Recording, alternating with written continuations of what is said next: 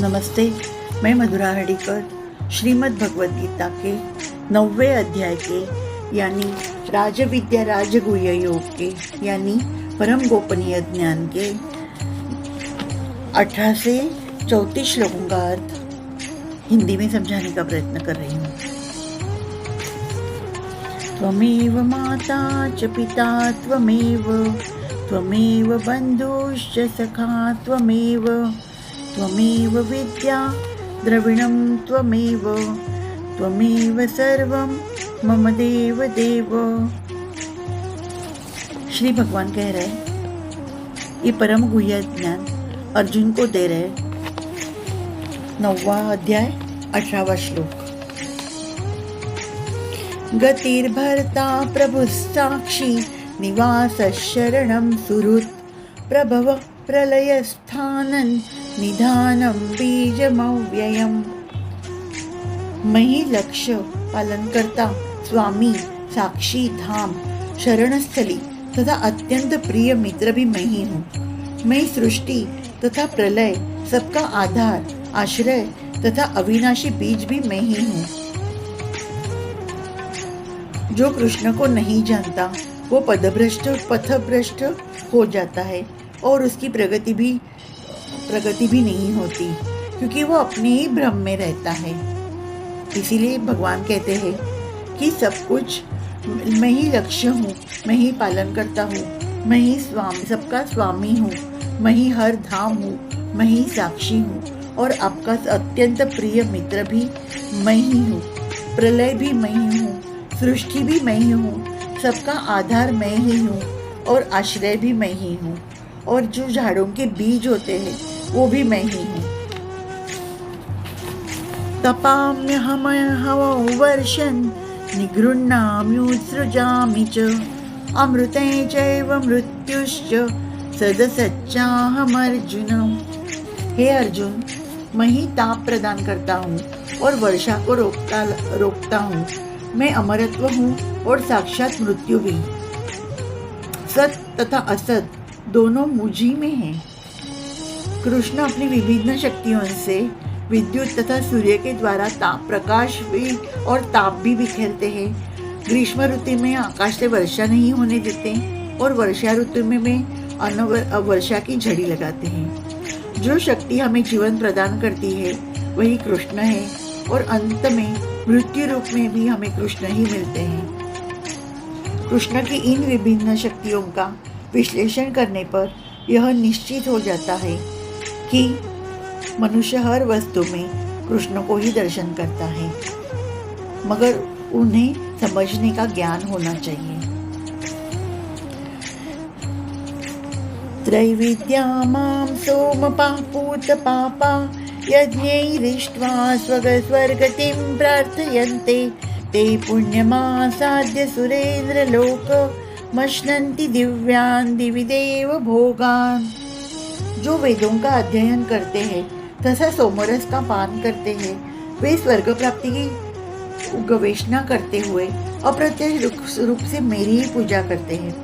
वे पाप कर्मों से शुद्ध होकर इंद्र के पवित्र स्वर्ग धाम में जन्म लेते हैं, जहाँ वे देवताओं जैसा आनंद भोगते हैं। ते तं भुक्त्वा स्वर्गलोकौ विशालं क्षिणे पुण्ये मर्त्यलोकौ विशन्ति। एवं त्रैधर्ममनुप्रपन्ना गतागतं कामा लभन्ते। इस प्रकार जब वे उपासक विस्तृत स्वर्गिक इंद्रिय सुख को उपभोग लेते हैं और उनके पुण्य कर्मों के फल क्षीण हो जाते हैं, तो वे इस मृत्युलोक में पुनः लौट आते हैं। इस प्रकार जो तीनों वेदों के सिद्धांतों में दृढ़ रहकर इंद्रिय सुख की गवेषणा करते हैं, उन्हें जन्म मृत्यु का चक्र ही मिल पाता है। जो स्वर्गलोक को प्राप्त करता है उसे दीर्घ जीवन तथा विषय सुख की श्रेष्ठ सुविधाएं प्राप्त होती हैं, तो भी उसे वहां सदा नहीं रहने दिया जाता। पुण्य कर्म के फल क्षीण होने पर उसे पृथ्वी पर भेज दिया जाता है, क्योंकि उसे पूर्ण ज्ञान प्राप्त नहीं था कि जो समस्त कारणों के कारण कृष्ण को जो नहीं समझता उसे वापस भेज दिया जाता है।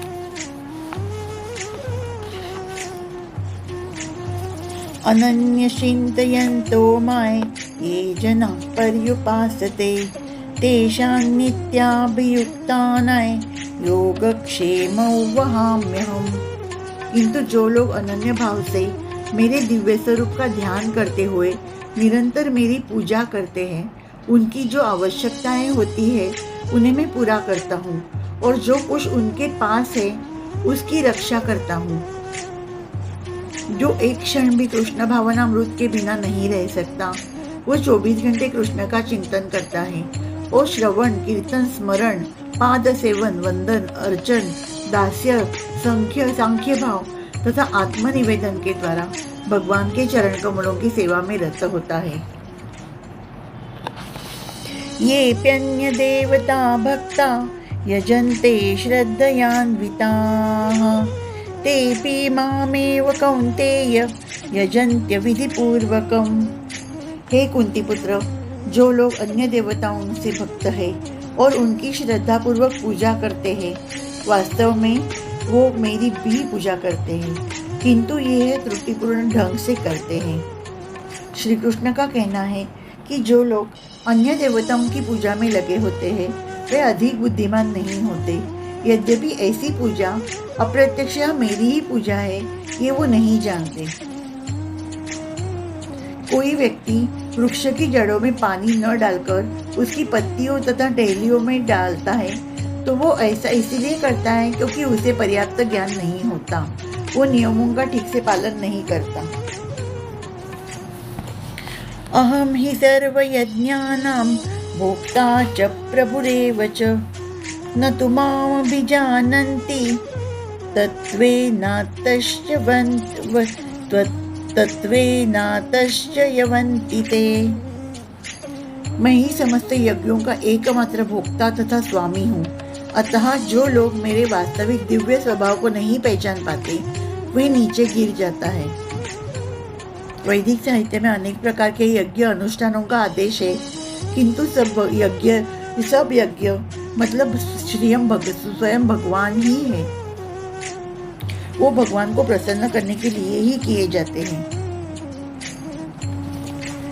यान्ति देवव्रता देवान् पितॄन्यान्ति पितुव्रताः भूतानि यान्ति भूतेज्या यान्ति मद्याजिनोऽपि माम्। जो देवताओं की पूजा करते हैं वो देवताओं के बीच जन्म लेंगे, जो पितरों को पूजा करते हैं वो पितरों के पास जाते हैं, जो भूत प्रेतों की उपासना करते हैं वे उन्हीं बीच जन्म लेते हैं, और जो मेरी पूजा करते हैं वो मेरे साथ रहते हैं, मेरे साथ निवास करते हैं। कोई भी चंद्रमा, सूर्य या अन्य लोक को जाना चाहता है तो वह अपने गंतव्य को संस्कृत विशिष्ट वैदिक नियमों का पालन करके प्राप्त कर सकता है।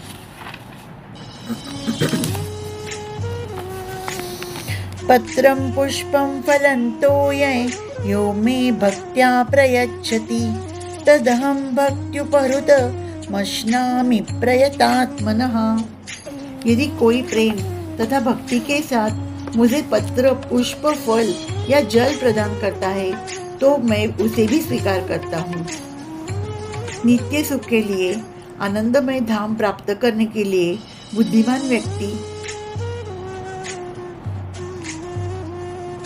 यही सब करते हैं कि मुझे पत्र चढ़ाते, मुझे पुष्प चढ़ाते, मुझे फल या चढ़ाते, मुझे कोई पानी भी चढ़ाते हैं तो वो भी मैं स्वीकार करता हूँ, क्योंकि वो निस्वार्थी भावना से किया हुआ कर्म है।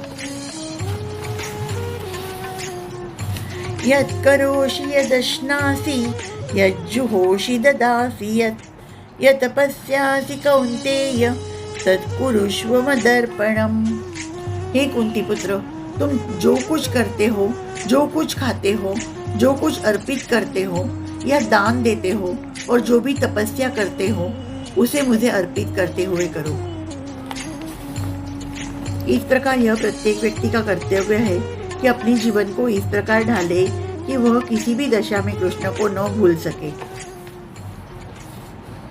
शुभाशुभ फलैरेव मोक्षसे कर्म बंधनैः संन्यास योग युक्तात्मा विमुक्तो मामुपैष्यसि।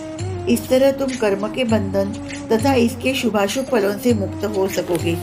इस संन्यास योग में अपने चित्त को स्थिर करके तुम मुक्त होकर मेरे पास आ सकोगे।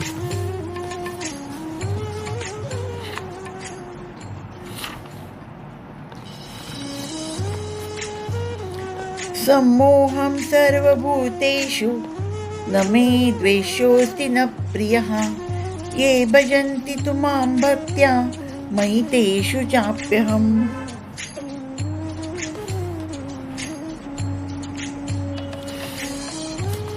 मैं न तो किसी से द्वेष करता हूँ, न ही किसी के साथ पक्षपात करता हूँ। मैं सभी के लिए समभाव हूँ, किंतु जो भी भक्तिपूर्वक मेरी सेवा करता है वह मेरा मित्र है, मुझ में स्थित रहता है और मैं भी उसका मित्र हूँ।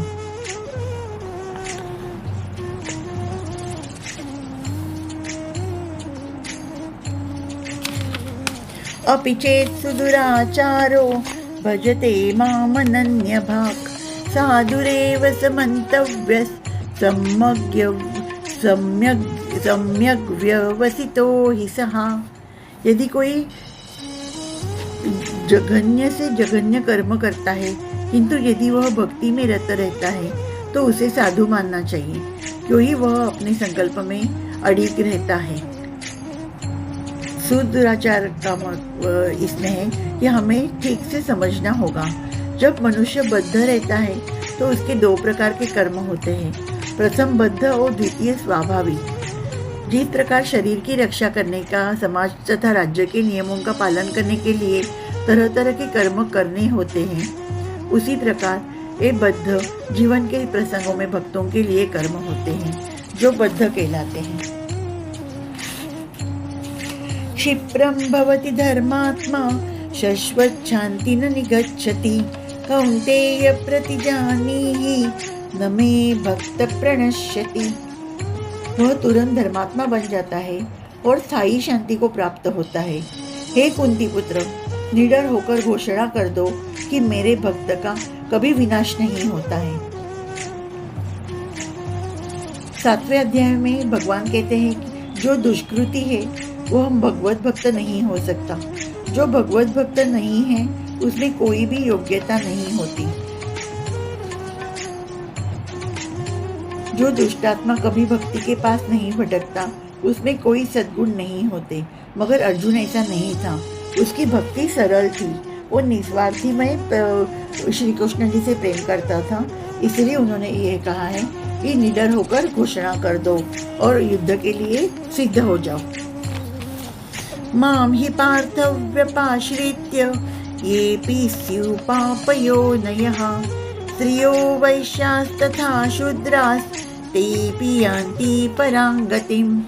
हे पार्थ, जो लोग मेरी शरण ग्रहण करते हैं वे भले ही स्त्री, वैश्य, व्यापारी तथा शूद्र क्यों न हो, वे परम धाम को प्राप्त करते हैं।